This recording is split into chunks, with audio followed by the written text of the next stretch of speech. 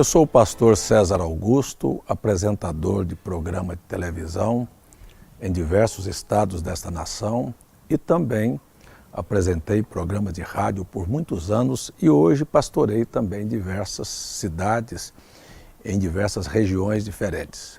35 anos como pregador e 63 anos vivendo a vida no Evangelho. Nasci em um lar cristão.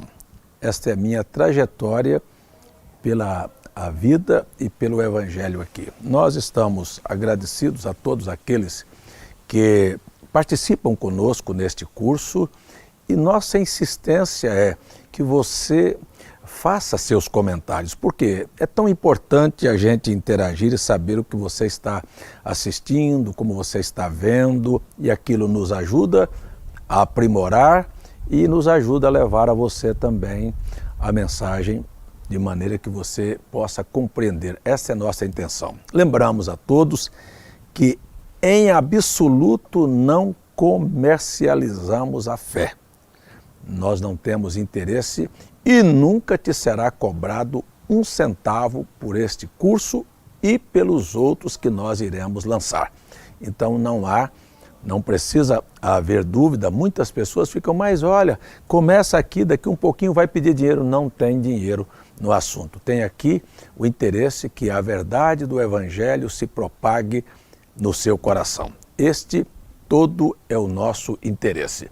Nós temos aqui uma colocação que você que está chegando agora, não assista esta aula sem primeiro rever as duas outras aulas que já foram lançadas. Então, assista as outras aulas, porque senão você vai pegar e não vai se inteirar do assunto.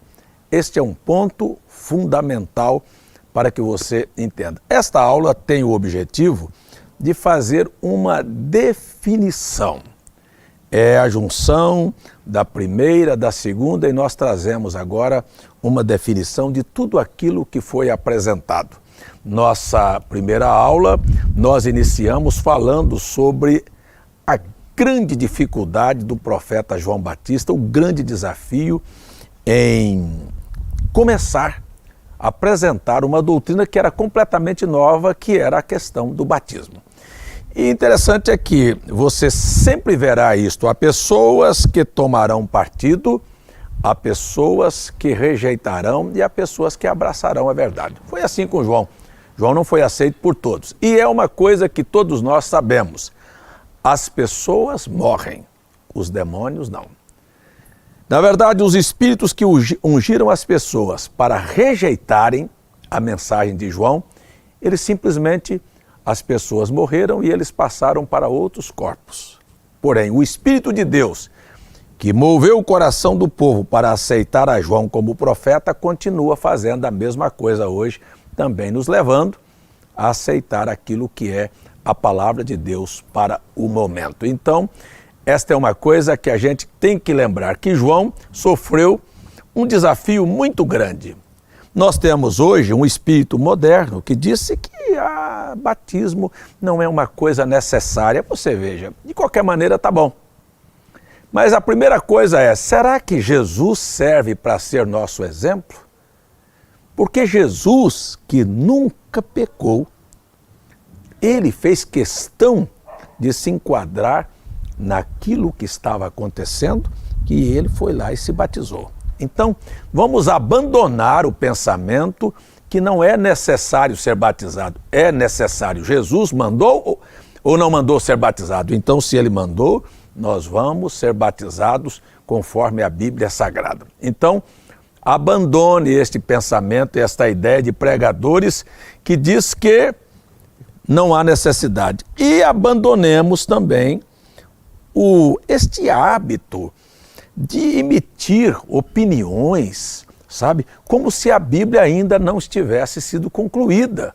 E as pessoas querem que as pessoas aceitem as suas opiniões e abandonem a Bíblia. Isto não é lógico, isto não é sensato, porque na verdade todo homem é uma mentira, mas a palavra de Deus, a verdade absoluta. Então aquilo que está na Bíblia não é para uma interpretação, é para ser colocado em prática na nossa vida. Esta é a nossa intenção aqui? Nós não estamos inaugurando hoje a igreja. A igreja começou no dia de Pentecostes, e se você notar, a igreja se distanciou dos princípios e dos padrões de Pentecostes. E hoje está completamente mundanizada, cheia de ideias, de dogmas, de credos que os apóstolos nunca abraçaram. Então isto é o que precisa ser abandonado, não é a Bíblia, mas precisa ser abandonado os ensinamentos e os pensamentos feitos por homens e voltarmos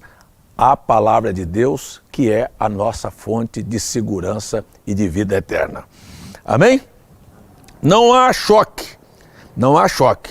O padrão é a Bíblia, nós não precisamos de interpretações particulares, a Bíblia não aceita essas interpretações, e não há choque entre Jesus e os apóstolos, porque muitas pessoas querem fazer com que, por exemplo, quando se prega que Jesus é a chave da hermenêutica, a intenção de Satanás, no fundo, é dizer, só Jesus pode falar sobre este assunto aqui. Mas a Bíblia diz que os apóstolos é a extensão do ministério de Cristo.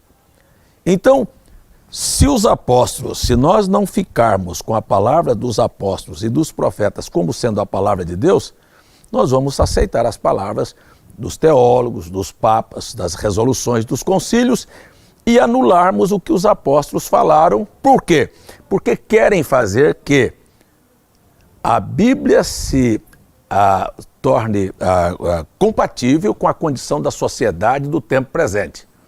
Não é as pessoas moldarem a vida com a Bíblia, mas a Bíblia se moldar ao costume das pessoas. E isto é falso. Isto é a intenção de anular os escritos dos apóstolos e dizer assim, não, nós ficamos com Jesus, ficamos com os 4 evangelhos. E quem escreveu os 4 evangelhos não foram os apóstolos? Então isto é anular a veracidade da Bíblia. Nós abandonamos estes pensamentos e aceitamos a Bíblia como ela é. Qual é a dificuldade de aceitar a Bíblia como ela é? Qual é a dificuldade? É porque as pessoas ficam com o pastor, ficam com a igreja, ficam com a religião. Agora eu faço uma pergunta, religião salva? Pastor salva?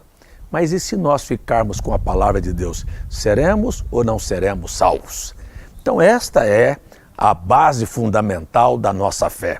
Nós cremos que a Bíblia é a verdade absoluta, com uma condição muito clara. A Bíblia foi escrita pela sabedoria de Deus como um grande quebra-cabeças.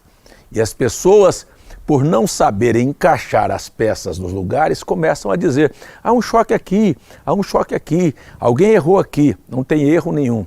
Erro está na mentalidade humana. Mas a Bíblia é a verdade. Seja todo homem mentiroso, mas Deus verdadeiro. Então esta é a maneira. Religião nunca salvou e nem vai salvar. Em Mateus 28, 19, as pessoas dizem, Jesus mandou batizar usando as palavras Pai, Filho e Espírito Santo. Existe um choque com Atos 2,38, que é em nome do Senhor Jesus. Aí é que não existe choque. O que existe, na verdade, é uma engrenagem. Na verdade, Jesus pediu, volto a dizer, olha o quebra-cabeça, Jesus pediu o nome do Pai, do Filho e do Espírito Santo e eles nunca... Vocês já pensaram o que é isso? Um pastor, um padre, passar anos estudando num seminário, doutores em divindade, e não saber nem qual é o nome do Pai, do Filho e do Espírito Santo para batizar os seus crentes, os seus convertidos? Agora, um pescador analfabeto como Pedro sabia, porque na verdade não era Pedro, era o Espírito Santo que veio e abriu o entendimento para que compreendesse as Escrituras, e foi simples entender que Jesus estava dizendo numa forma de uma metáfora, de uma palavra, de uma parábola, de um grande quebra-cabeça, e eles encontraram a engrenagem e rodou, e girou a roda profética. E todos aqueles que invocarem o nome do Senhor serão salvos. Não herdamos da igreja, herdamos de Cristo. A igreja herdou do paganismo. A igreja herdou da mitologia e nós herdamos de Cristo porque herdamos daqueles que foram comissionados por Cristo. A gente tem que parar e lembrar que não há ninguém que tenha autoridade para dizer, por exemplo, os apóstolos erraram. Quem sou eu para emitir uma opinião para dizer que os apóstolos estão errados, quer dizer que a Bíblia está errada? E eu acho que isso é uma hipocrisia, por quê? Porque quando qualquer pregador vai ao púlpito e diz a Bíblia é a verdade, mas quando você chama eles para a Bíblia, diz, não, os apóstolos estão errados. Então a Bíblia está errada. Isto é uma contradição, é uma vergonha para o cristianismo. Então o que nós precisamos lembrar é que nossa herança está em Cristo. Por quê? Porque a igreja tem um destino. A herança da palha é o fogo e a herança do grão, o celeiro. A herança da igreja é passar, mas a herança daqueles que ficarem em Cristo terão vida eterna. Então nós não herdamos da igreja, nós estamos interessados em herdar de Cristo.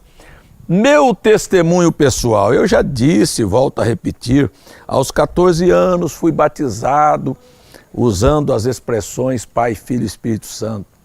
Quando cheguei ao conhecimento que faltou, que quem me batizou ficou me devendo o nome, eu voltei, tive a humildade de pedir para ser batizado. E aí é que está o problema.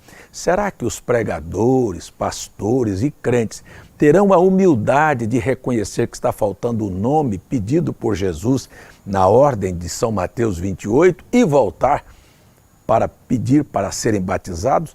Se assim o fizesse, nós íamos ter um grande avivamento nesta nação e viríamos igreja após igreja voltando para os padrões da Bíblia e sendo batizados conforme a Bíblia Sagrada, dando o primeiro passo, porque ninguém chega a destino nenhum sem dar o primeiro passo. Então, se vamos dar o primeiro passo correto, vamos chegar no final de maneira correta. Volto mais uma vez aqui no final desta aula para lembrar que batismo sem nome não é batismo, não tem validade. Quero deixar bem claro e deixar agora, na finalização deste resumo, desta aula, todos os relatos bíblicos. Você analise na sua casa, pegue a sua Bíblia e confira. Você tem uma ordem em Mateus 28, 19 e só lembrando, qualquer estudante da Bíblia sabe que toda heresia está baseada em um versículo isolado da Bíblia. Não existe testemunho para Mateus 28, 19. Não existe um só batismo realizado desta maneira. Então isto é a base desta heresia que a Igreja Católica criou e que os evangélicos que vieram através da reforma protestante com Lutero, que era católico, chegou a esta situação. Então, os relatos e os registros da Bíblia, assim, ó, Atos 2:38, dia de Pentecostes, 3.000 pessoas batizadas em nome do Senhor Jesus. Atos 8, Filipe vai a Samaria, batiza a cidade toda em nome do Senhor Jesus. Atos capítulo 10, Pedro vai por ordem de um anjo, um chamado de um anjo na casa de Cornélio, e quando começa a falar, o Espírito Santo desce e ele batiza aquelas pessoas em nome do Senhor Jesus. É até bom lembrar que qualquer pessoa que tem o Espírito Santo, ele não rejeita ser batizado em nome de Jesus. Agora, quem tem um espírito imitador, ele vai dizer, não, eu vou ficar aqui, não vou sair dessa minha posição. Então, em Atos capítulo 19, você vai ter o rebatismo, ou seja, o batismo para que seja usado o nome daqueles que tinham sido batizados pelo maior de todos os profetas lá na cidade de Éfeso. Então você vai ter no capítulo 22 do livro de Atos, verso 16, o testemunho de Paulo. Paulo que disse, olha, que Deus vai julgar o mundo através do seu evangelho. Este Paulo, ele foi batizado em nome do Senhor Jesus e batizou as pessoas em nome de Jesus. Então você vai ver que esta é a razão. Será que se Paulo viesse hoje a qualquer destas cidades onde estamos ministrando este curso, você acha que ele aceitaria o batismo que essas igrejas estão fazendo? Ele diria, não, eu disse para vocês que se um anjo viesse e mudasse isso aqui, fosse anátema. Então, na verdade, ele chamaria as pessoas para serem batizadas, como ele chamou na cidade de Éfeso, lá em Atos capítulo 19. Ele dá testemunho do seu próprio batismo. Ele diz, na carta aos Coríntios, capítulo 1, verso 13, que Jesus havia morrido e que aqueles crentes haviam sido batizados no nome daquele que morreu. que é o nosso Salvador. E depois, Romanos capítulo 6, verso 3, ele diz: todos quantos fomos batizados em Jesus Cristo, fomos batizados na semelhança da sua morte. Não há esperança fora de Jesus Cristo para o mundo. Eu termino esta exposição contando a vocês uma história muito dramática e triste. O que eu fiz aqui foi levar a única verdade para vocês, que é a Bíblia da maneira como ela é. E a Bíblia é a verdade. E Jesus disse: eu sou o caminho, a verdade e a vida. Porque Cristo é a palavra, é o verbo que se fez carne. E nós encontramos que a verdade um dia esteve frente a frente com Pilatos. Pilatos tinha a oportunidade de abraçar a verdade ou de crucificar a verdade. Esta é a oportunidade que todos que estão assistindo esta aula terão, ou de abraçar a verdade ou de crucificar a verdade. Pilatos lavou as mãos e entregou a verdade a ser crucificada. Porém, o que poucas pessoas sabem é sobre o final da vida de Pilatos, que no final da sua vida ele ficou louco. E quando ele ficou louco, ele cometeu suicídio, ele se suicidou. Isto quer dizer, quando uma pessoa rejeita a verdade, ele está louco. E quando uma pessoa rejeita a verdade por estar louco, ele vai para o mesmo final de Pilatos, comete um suicídio, ele mata a esperança que ele teria para a sua própria alma. Ele mata a alma e comete suicídio espiritual e cruza para a eternidade completamente perdido. Eu termino esta exposição dizendo: a verdade está na vossa mão. O que você fará com ela? Lavará as mãos, crucificará a verdade, ficará com a religião e terminará perdido? Eu espero que isso não aconteça com nenhum de vocês, porque conhecereis a verdade e a verdade vos libertará.